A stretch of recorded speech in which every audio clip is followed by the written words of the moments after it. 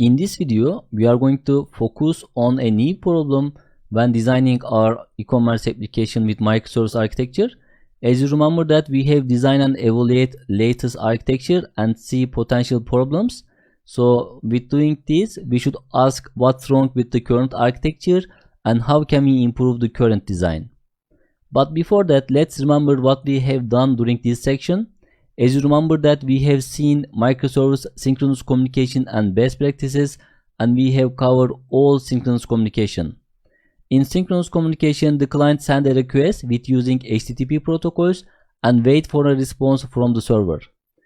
So far, we have seen public and backend API communication, and we have covered the request response communication style with learning the RESTful HTTP API designs, gRPC API design, GraphQL API design, and WebSocket API design.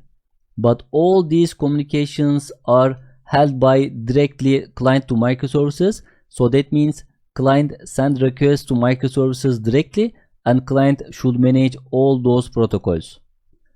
So the important questions comes at this point: how client application can manage all these different protocols and communicate inside of their applications.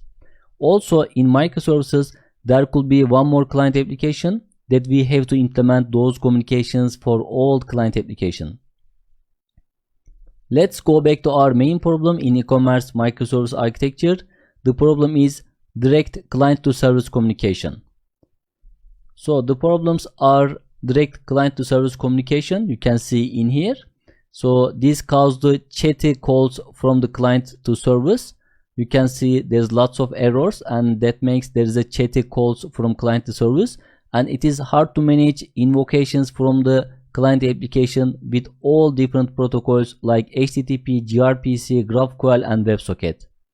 So how client applications can coordinate all these different protocols and invoke the internal microservices? It is really hard to manage. And also in microservices, there could be one more client application that we have to implement all those communication, all the client application.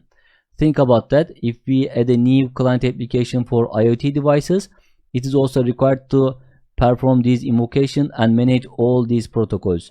That means it becomes duplicated implementation code. So these are the anti-patterns and leads to bad design for our microservice architecture.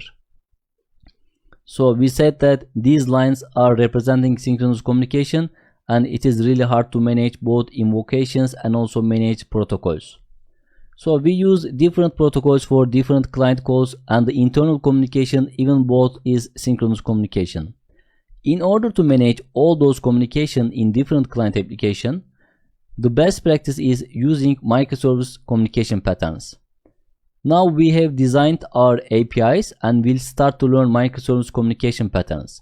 You can see that we understand microservice communications and types, and we provide well-defined RESTful API design and different protocol API designs during this section. And now we will focus on the implementing microservice communication patterns, which including the API gateway, backend for frontend, publish subscribe pattern, and so on. Now let's learn and apply these microservice communication patterns into our e-commerce architecture.